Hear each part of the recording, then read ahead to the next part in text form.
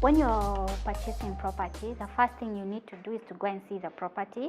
You need to go and look at it, ensure that you're shown the boundaries by the person who is selling to you, be shown the beacons of the property, take note of the environment, the surrounding area.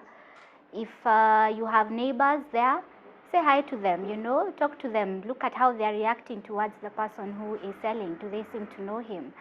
Then you can request for a copy of the title over the property, and you use that to go and conduct a search at lands. After you're sure that there is such a property from lands, then you again go to the Survey of Kenya and purchase a map for the property. Is what indicated in the title corresponding to what is on the ground? A map from Survey of Kenya is very important. After you have done the due diligence on the search and the map, you can go further to now get a history of that property. You find that property has been transferred maybe from one person to another, and you can apply to lands. There's a process for that, but it's not a lot. So that the government of Kenya, through the Ministry of Lands, tells you this property, the first title was issued on this day, it was issued to so and so, it's been transferred to who, and to so and to so. And this is good for your own information. Later on, one of the parties could come and say they never sold. So history, knowing the history of a property is very important. You can go even further and get the Ndongo report and see if this property is mentioned there.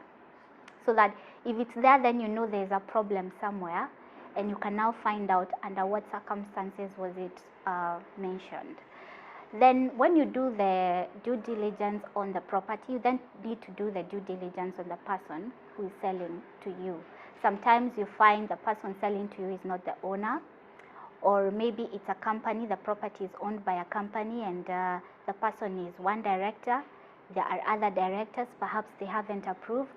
So you need to get a copy of the title. If it's an individual who owns the property, go to the ministry, to the registrar of persons, and apply to confirm. Is this copy of ID genuine? Is this the picture of the person according to your records? If it's in regard to a company, get us a copy of the certificate of incorporation, go to the company's registry, and apply for what we call a CR12. It's a search again. So what it tells you are who are the directors of this company, who are the shareholders, and that is how you come to be sure when you're even working on the agreement for sale, you're sure that the people who have signed the agreement are the people who are on the shareholders of the companies or the directors. And you, of course, when it's a company, always ask for a board resolution, unless it's a land buying and selling company, because land buying and selling, that's their ordinary business. But if it's any other company, you have to insist on a board resolution to confirm that this was discussed and they have agreed to sell to so and so for so much on these terms. After you are satisfied that the property is there and this person you're dealing with, then the next thing is, of course, you've negotiated on the price. I always advise on getting a surveyor to come and confirm the size of the property as well, because when you look at it, it may look big, but perhaps the size is not what is on the title. It's good to also go and get a valuer, your own independent valuer, to come and tell you the value of the property. You find sometimes some brokers overvalue property in Kenya. There's no development, it's at the middle of nowhere, they're not giving you any value addition, and they're selling 3-4 times because there's going to be a road coming up 5 kilometers from there. And that really is not justified. You need to see what you're getting, the value.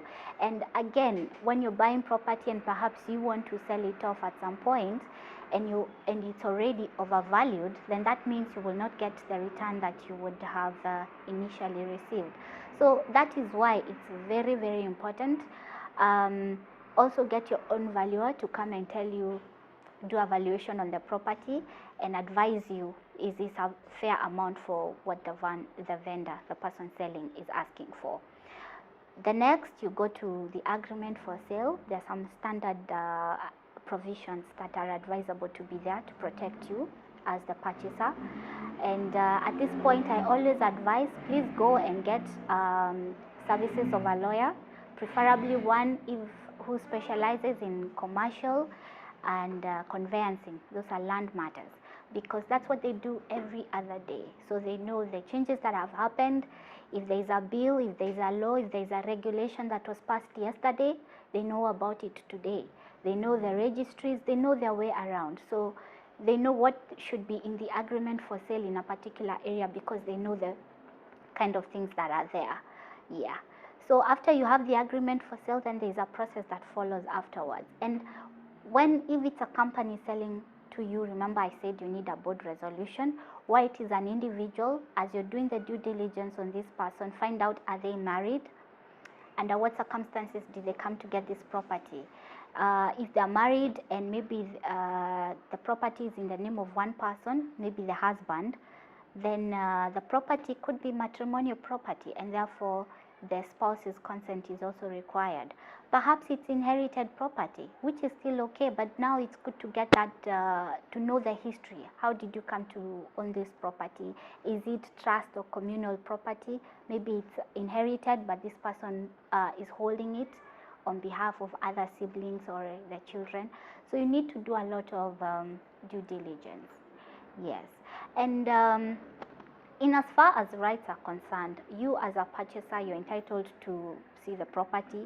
You're entitled to get your own independent advice, not just legal, whether it's the surveyor, whether it's the valuer. You're definitely entitled to that. And therefore, you should be given access to the property to go with your valuer later on to see the property. It can be supervised access, but you should not just be told you can only see once during this time, and after that it's only when you purchase it or something like that. As a purchaser, you're also entitled to get a copy of the title over the property, so that you can go and undertake a search.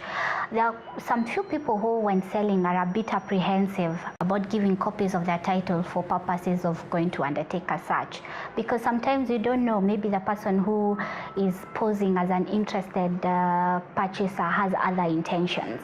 But sometimes what you do is that it's also a bit difficult for you to simply get a copy of title and go and somehow get a fake title over it. That's one of the things. So you're very much entitled to undertake a search before. You're entitled to do as much due diligence as you can, and you're entitled to full disclosure. Was there at some point an issue with one of the neighbors about encroachment, about boundaries? You should be informed about such things. The same neighbor could see that now this is a new person who has come in, so perhaps I can push my boundary a bit, and now you as the new owner, you go back and say, look, I bought this property when it was like this. So even when you're selling, I always advise, give full disclosure. If a person is interested in purchasing your property and you give him value, they're still gonna go for it. And it is, after all, for the benefit of everyone to know the history and full disclosure of that property. You're entitled to meet the spouse if it's an individual, just to confirm this person has agreed to selling this property. You're entitled to also, don't be put under a lot of pressure to make the decision, take it or leave it or that kind of thing. So you're entitled to sign in an agreement for sale to also protect your rights and ensure that there's a warranty there that protects you. So, and you're entitled to a clean and clear process throughout. And when there's a delay or when there's a problem, as sometimes there is, sometimes out of, really no fraud or anything, maybe the chief comes up and says, oh, there's this issue. So you're entitled to be given all this information that is affecting the property, or that could in any way affect the property. If the property is charged to a bank, you're entitled to know. And you should go to the bank and find out, has the bank allowed this sale? Yeah.